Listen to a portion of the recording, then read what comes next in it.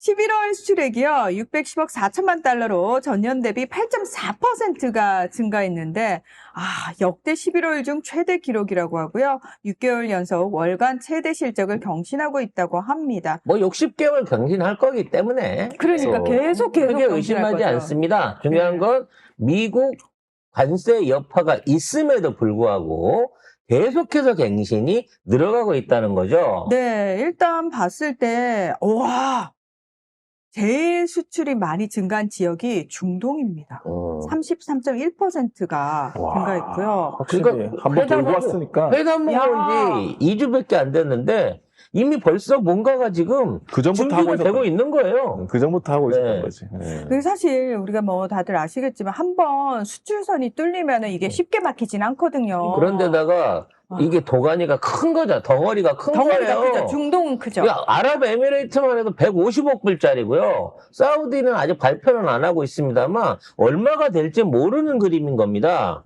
그래서 중동 쪽에 파격적인 이게 얼마야?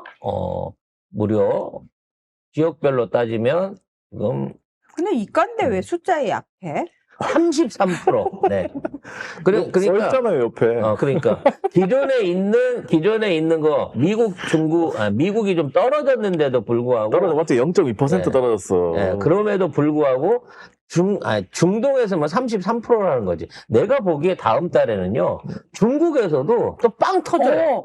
왜냐면 일본이 지금 수출 규제를 걸어놓고 있는 게 많은데 그렇네. 4월대가 우리밖에 없거든. 아니, 안 그래도 대중 수출이 6.9% 상승했어요. 올해 첫 120억 달러를 돌파를 했습니다. 근데 지금 반도체 장비들 관련해갖고 일본이 실제 포토레지스트 수출을 중단했더라고요. 그 부분 관련해가지고, 와, 그렇게까지 가면 이제 진짜, 끝장이다. 안 끝까지 가는 보겠다는 거다. 거지, 이제. 그렇죠. 네. 그래서, 그 관련해서 이제 중국이 비싼 돈을 줘. 왜냐면, 우리가 자체 생산을 하긴 하는데, 우리 쓸 것도 모자라거든. 근데 깜짝이야, 씨. 중국에서 전화 왔다. 아니, 딴 건 때문에 전화 왔는데, 죄송합니다.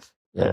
아무튼, 그 상황을 타개하기 위해서 다른 데 구할 데가 우리밖에 없기 때문에 아마 일본에 사갔던 가격에 2배, 3배를 쳐서라도 일단 공장을 돌려야 되는 입장이 중국이에요, 지금. 그러면은 중국의 물량을 우리가 다 받아 안을 수 있을 정도의 우리가 제조 역량이 되나요? 됩니다. 진짜요? 네, 놀랍게도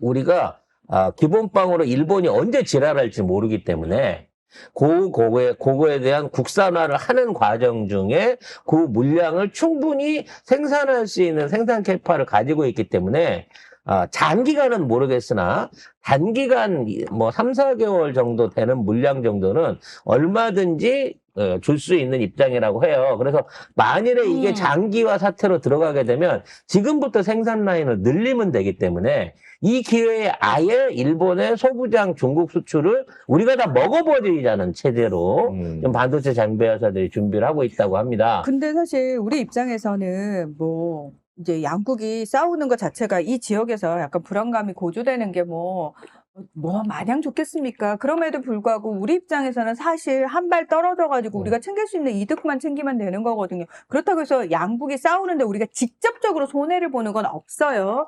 자, 이런 상황에서도 제가 어제 너무 국제면을 보다가 열받아가지고 그 중국 전문 기자인지 누군지 모르겠는데 모 언론에서 기자 수첩 같은 거 쓰잖아요. 뭐 어부지리는 없다. 뭐 이런 식으로 기사를 쓴 거야. 그래서 지금 그러면서 이 일본 애들이 우리나라 와가지고 우리나라의 협정 시위부터 시작해가지고 한국도 겁나게 협정이다 그러면서 한국은 왜 우리를 안 돕냐라고 하면서 열심히 지네들끼리 두들기고 있어요. 그래서 이렇게 만든 영상을 우리가 보라고 트는 게 아니라 중국 보라고 막 틀고 있는데 중국 입장에서는 한국은 지금 잘하고 있다.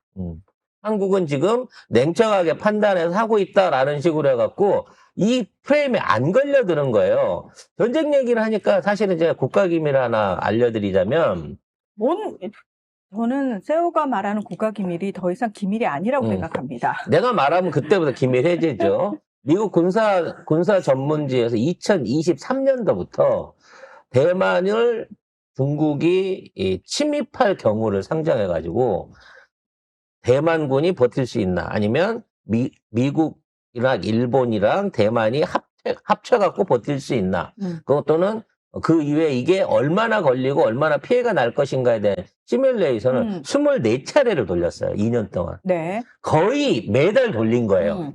그래서 양쪽에 진짜 양쪽의 해군력이 그러니까 미군 해군력하고 중국 해군력이 사실상은 주력이니까 미국, 일본, 대만 연합군하고 중국의 지금 있는 해군하고 붙었을 때 얼마 정도의 피해가 날 것이냐를 상정해 봤더니 항공모함 2대에다가 함정이 최소 90척 이상이 날아가는 거예요.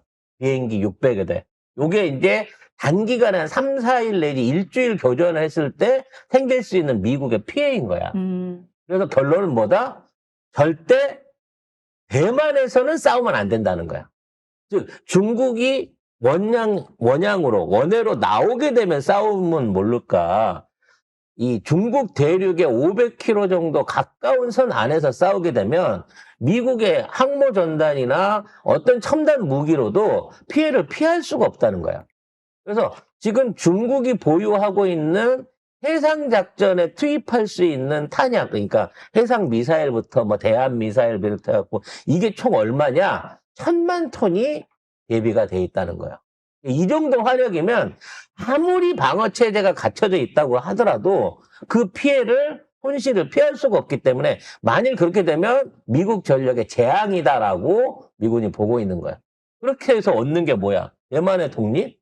아유. 그거 하나를 위해서 미국의 항공모함 전단 2개를 잃을 만큼 그런 위험한 도박은 미국이 절대 하지 않는다는 거죠. 그럼 미국이 참여하지 않는 상태에서 일본이 혼자 가가지고 중국하고 싸워볼 수 있겠어요? 아유. 안 됩니다. 이거는 말로만 개기는 거예요. 다만 군사적으로 더 이상 중국하고 부딪히지 않는 선에서 합의를 보기 위해서 지금 우리한테 똑같이 했던 방식으로 경제적으로 목을 조이려고 하고 있는데 중국한테는 믿을 수 있는 우리가 있다는 거지.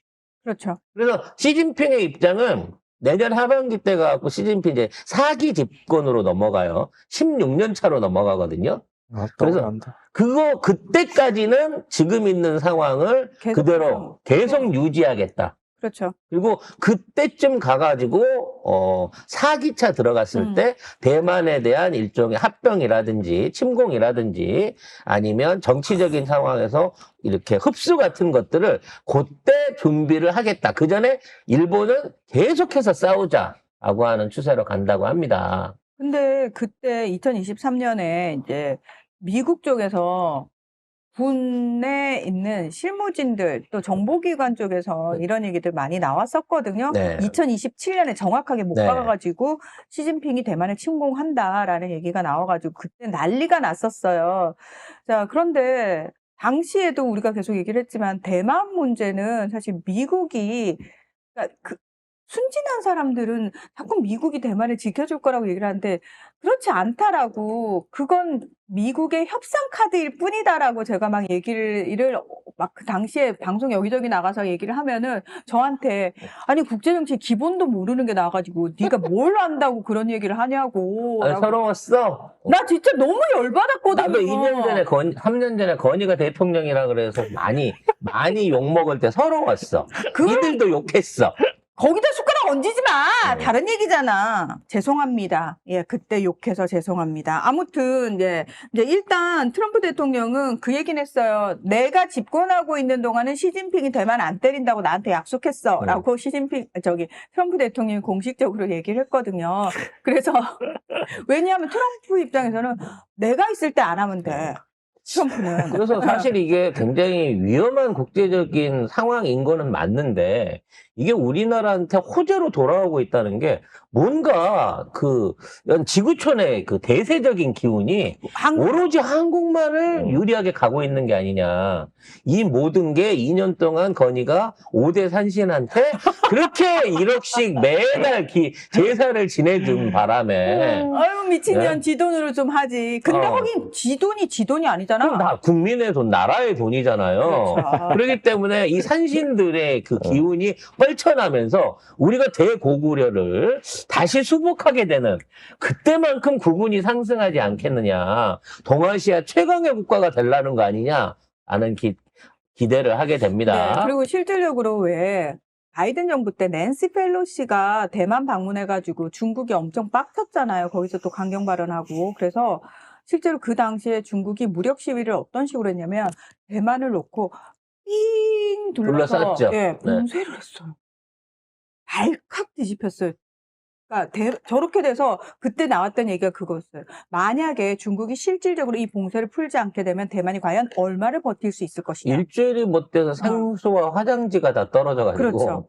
대만 국민들이 뭐 하는 거야 빨리 중국이랑 사이좋게 지내 이런 식으로 바로 여론이 바뀌어버리는 걸 이미 확인했거든요. 그러니까 사실은 그 대외적인 명분만 선다고 하면 그러니까 뭐 다른 지구촌 다른 국가들이 그래 아나 너 먹어라라고 하는 명분만 딱 세워지게 된다고 치면 대만을 흡수하는 게 중국 입장에서는 그렇게 큰 어려움은 아니에요. 근데 그럼에도 불구하고 대만을 욕심내는 이유가 뭐겠어요? 뭐 문화재를 되찾으려고? 아니에요. 그냥 지금 대만이 갖고 있는 반도체 기술을 자기들이 흡수해가지고 부족한 그 부분을 갖고 싶은 거야. 근데 만일에 전쟁을 해가지고 반도체 공장이 다 뽀개져 버렸어.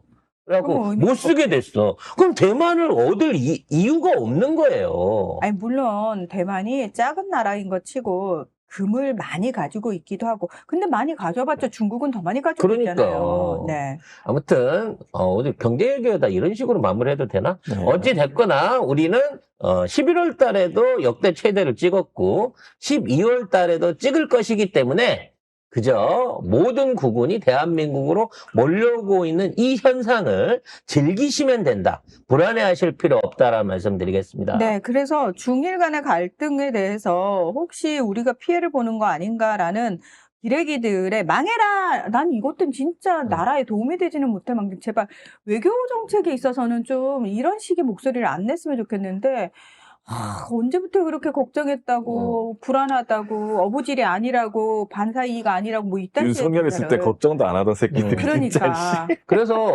문제는 그거죠. 대만이 실질적으로 중국의 그 지배하에 들어갔었을 때 우리나라의 무역로 확보 요거는 이제 문제가 될 수 있는 겁니다. 그래서 그 자유항행에 대한 원칙, 남중국해? 네, 요거를 이어갈 수 있도록 우리가 그만큼 강력한 해군력을 가지면 돼요. 그래서 핵잠이 필요한 겁니다. 그리고 중국하고 계속 이렇게 관계가 그럼. 좋으면 중국 입장에서는 모두를 다 적으로 돌리면은 본인이 불리하기 때문에 일본 하나를 고립시키는, 그러니까 중국은 지금 외교적으로 일본 고립시키기에 들어간 거거든요. 옛날에 문재인 대통령이 하려고 했던 거를 지금 시진핑이 똑같이 흉내내고 있는 거고요. 우리는 그냥 얘네들한테 지금처럼 반도체 기술과 AI 기술을 협조해주는 조건으로 해갖고 우리 건들면 니네도 죽는 거야? 라고 확실하게 목줄을 쥐고 있는 상황에서 핵잠수함을 비롯한 해군 전력을 강화함으로 인해서 우리 무역로를 열고 기존의 자유항행을 통한 우호적인 관계를 끌어나가는 게 싸우는 것보다 훨 낫다는 거예요. 그리고 훨씬 지금은 대등한 경제적으로도 그렇고 기술적으로도 그렇고 군사적으로 그렇고 우리가 중국을 이기지는 못할지라도 중국이 우리를 감히 없으이 여길 수 없을 만큼의 안보 능력을 가지고 있고 그래서 우리가 자주국방을 하겠다라고 큰 소리를 치고 있는 겁니다.